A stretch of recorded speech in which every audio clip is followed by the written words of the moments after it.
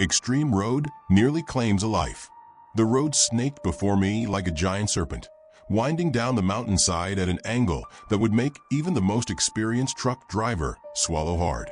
My knuckles were already white from gripping the steering wheel.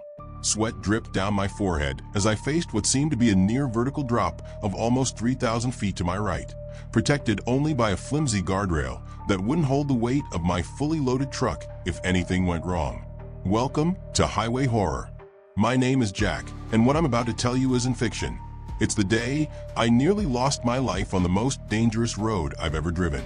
If you're new here, this is a channel where I share the most terrifying experiences that I and fellow truckers have faced on the roads across this country and around the world. And if you enjoy survival stories from highways, don't forget to subscribe to the channel right now and hit that notification bell so you won't miss any new stories. It was my first international contract. I should have been proud, but when I saw that road stretching out before me, I understood why most local drivers refuse to take this route. A trail carved into the mountainside, with hairpin 180-degree turns every few kilometers, and worst of all, almost no protection from the abyss that opened up beside it. My truck was loaded to capacity with mining equipment. Expensive, heavy equipment that needed to reach the top of that mountain before nightfall. The company assured me the road was safe, as long as it was driven carefully and at low speed. But what they didn't mention was that low speed meant practically crawling, brakes constantly engaged, and that driving carefully meant accepting that each turn could be your last. Just keep the pace, Jack, I repeated to myself like a mantra. You've faced worse.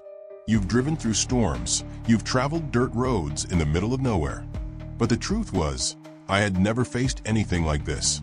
At the fourth curve, I saw tire marks that left the road and ended at the precipice. Someone hadn't been as lucky as I hoped to be. I swallowed hard, feeling the weight of responsibility on my shoulders. Suddenly, I heard a noise that no trucker wants to hear when on a steep descent. The high-pitched whine of brakes beginning to overheat. Panic began to take hold as I realized the brakes were losing pressure. The temperature was rising rapidly, and I knew that within minutes they could fail completely. A 30-ton truck descending a mountain without brakes isn't just an accident, it's a death sentence. I went cold. My mind was racing faster than the truck, trying to remember all the training I'd received on how to act in extreme situations. There was an escape ramp a few kilometers ahead, but would I be able to reach it? Have you ever imagined being in a heavy vehicle on a narrow road, with a cliff to your right and your brakes beginning to fail? Keep watching, because what happened next changed my life forever.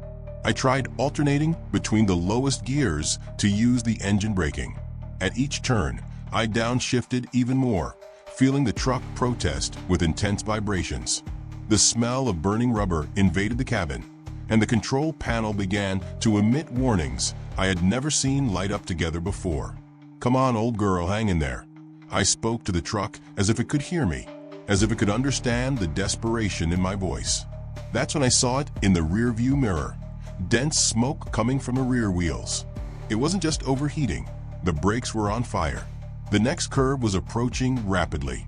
A sharp hairpin turned to the left, with the abyss to the right seeming increasingly hungry for my truck and me. The sweat no longer just dripped, it flooded my vision.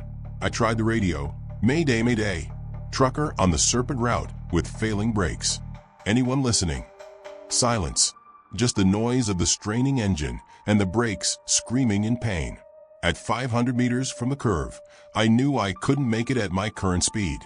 Physics was unforgiving. My mind calculated the possibilities in fractions of seconds, none of them good. 400 meters, 300 meters, 200 meters. I made a decision that went against everything I'd learned. I turned the truck toward the mountainside. If I was going to crash, I'd prefer it to be against rock rather than flying off the precipice. The impact was brutal. The cabin shook violently as the side of the truck scraped against the rocky wall, tearing off metal and creating sparks. The left side mirror was ripped away in an instant, but the friction was helping me reduce speed. That's when I heard the sound. A metallic bang, followed by a tearing noise. Part of the cargo had come loose, and the sound of metal being torn like a giant can opener stand on end. The side of the truck was being ripped open as if it were paper, and I could feel the weight shifting dangerously. I was losing part of the cargo, which in any other situation would be a disaster, but at that moment could be my salvation. Less weight to carry down the mountain. However, the falling cargo created a new danger. Heavy mining equipment rolling down the road behind me could hit other vehicles or create deadly obstacles. I was caught between a rock and a hard place, between the cliff and the mountainside, between life and death. If you've been watching up to this point, don't quit now. The worst was yet to come, and how I managed to survive the next few moments is something that still makes me wake up sweating in the middle of the night. I managed to reduce my speed enough to attempt the curve, even with the brakes practically useless. Using all my experience, I calculated the exact moment to make the maneuver. It was now or never. I turned the wheel with all the strength I could muster, feeling the truck dangerously sway. The outer wheels lifted off the ground for a moment that seemed like an eternity. My stomach sank when I felt the vehicle begin to tip over. "Not today," I shouted, as if my voice could change the laws of physics. By some miracle, the wheels returned to the ground. The truck made it through the curve, but it was nowhere near over. There were still kilometers of descent and dozens of turns ahead, and I had no brakes left. That's when I spotted something that could be my only chance: an escape ramp. One of those roads built on an incline and covered with soft gravel, designed specifically for vehicles without brakes. My heart raced when I saw it, but it was in a difficult position. I would need to cross the lane to access it. I desperately checked my remaining mirrors, looking for other vehicles. Visibility was terrible due to the smoke from my own brakes, and the left rearview mirror no longer existed. I would have to risk it. I activated the hazard lights and the horn, warning anyone who might be nearby that there was a runaway truck on the road. Then, I directed the vehicle toward the escape ramp. The truck entered the ramp at a still dangerous speed. The gravel began to do its job, creating resistance and slowing the vehicle, but not quickly enough. I could see the end of the ramp approaching, and we were still moving too fast. That's when I noticed the elevation. The ramp had been designed with an even steeper incline at the end, as a last resort for vehicles that couldn't stop in time. This would be my last chance. The truck climbed up the incline, and for a surreal moment, I felt as if we were flying. The cabin was thrust upward, my body pressed against the seat belt with enough force to leave me breathless. The steering wheel almost slipped from my sweaty hands. When the truck finally stopped, I was less than 6 feet from the end of the escape ramp. If I had continued, I would have fallen down another cliff, not as deep as the precipice on the main road, but certainly fatal at the speed I was going. I turned off the engine with trembling hands and allowed myself, for the first time since the nightmare began, to breathe deeply. The sudden silence was deafening, interrupted only by the tick-tock of the truck's overheated metal contracting. Friends who are following the story so far, pay attention to what I'm about to say.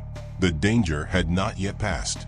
What happened in the next few hours was just as challenging as the deadly descent I've just described. I got out of the truck to assess the damage. The left side was completely destroyed from the collision with the mountainside. The brakes, as I suspected, were carbonized.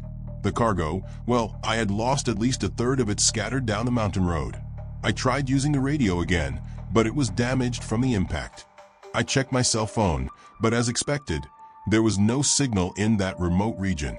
I was alone with a destroyed truck in the middle of an unknown mountain, in a foreign country. The sun was beginning to set, and the temperature would drop rapidly in the next few hours. If I couldn't get help soon, I would spend the night there, exposed to the elements and the dangers of the local wildlife. I looked at the truck that had given me so much over the years. Even destroyed, it had saved me. Maybe it could save me one more time. I went back to the cabin and searched the emergency compartment. I found a flare, some protein bars, a thermal blanket, and a first aid kit. It wasn't much, but it would have to do. I decided that my best chance would be to try to walk down the mountain and seek help. But before I could grab my backpack, I heard the sound of an engine approaching. I ran to the main road and saw the headlights of a Jeep climbing the mountain. I lit the flare and began to wave frantically. The Jeep slowed down and stopped. Two men got out, local guides who knew the region well. They didn't speak my language very well, but they quickly understood my situation. With gestures and the few words we could share, they explained that they had seen part of my cargo fallen on the road and came to check. They also told me something that froze my blood. A storm was approaching, and at that altitude, it could be deadly for anyone who was unprepared. They offered to take me to the next support post, about 12 miles from there. I accepted immediately. Before leaving, I took some photos of the truck for the insurance report. If any insurance company would believe what had happened. In the Jeep, as we descended the mountain with much more caution than I had ascended, one of the guides told me that the road was locally known as the Devourer.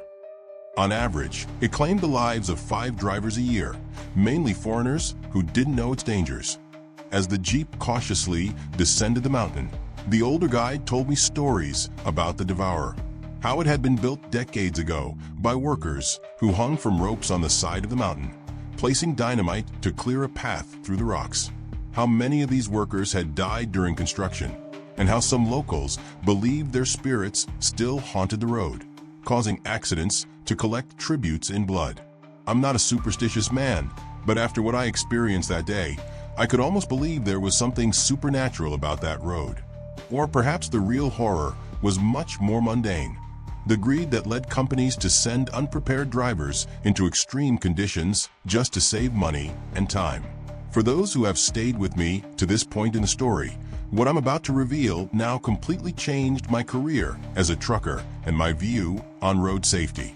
At the support post, I finally made contact with my company. Their reaction shocked me even more than the experience on the road itself.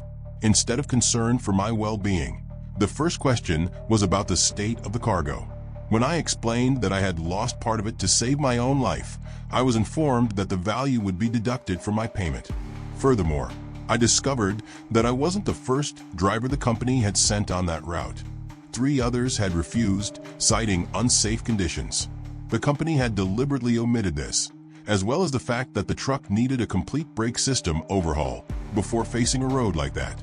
I spent the night at the support post, still trembling occasionally when flashbacks of the deadly descent invaded my mind. The next morning, rescue teams were sent to recover what remained of the truck and cargo.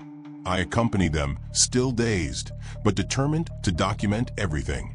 It was during this rescue operation that I realized the true miracle of my survival. Less than half a mile from the escape ramp were the remains of another truck that had fallen into the abyss a few weeks earlier. That driver hadn't been as lucky as I was. Upon returning to my country, I filed a lawsuit against the company for negligence and violation of safety standards. I used the photos, medical reports about my post-traumatic shock, and the testimony of the local guides who rescued me. The case dragged on for almost 2 years, but I eventually won. The settlement money was good, but more importantly was the change in company policies. They were forced to implement more rigorous safety protocols, including detailed route assessments and more frequent preventative maintenance of vehicles. I returned to driving 6 months later, but never again accepted international jobs.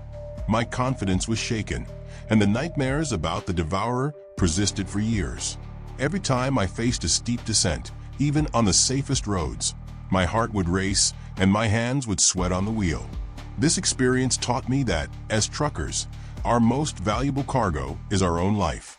No delivery, however urgent or profitable, is worth the risk of not returning home. I learned to recognize the warning signs, to trust my instincts, and most importantly, to say no when conditions aren't safe. If my story saved even one life today, then it was worth reliving this nightmare with you.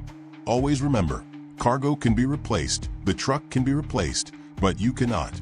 If you enjoyed this true road story, don't forget to leave a like, share with other truckers, and subscribe to Highway Horror Truck Stories. Every week, we bring new stories of survival dangers and lessons learned on the roads of this country and around the world. Hit the notification bell so you don't miss any episodes. Until the next trip, and remember, drive safely, because we want to see you in the next video.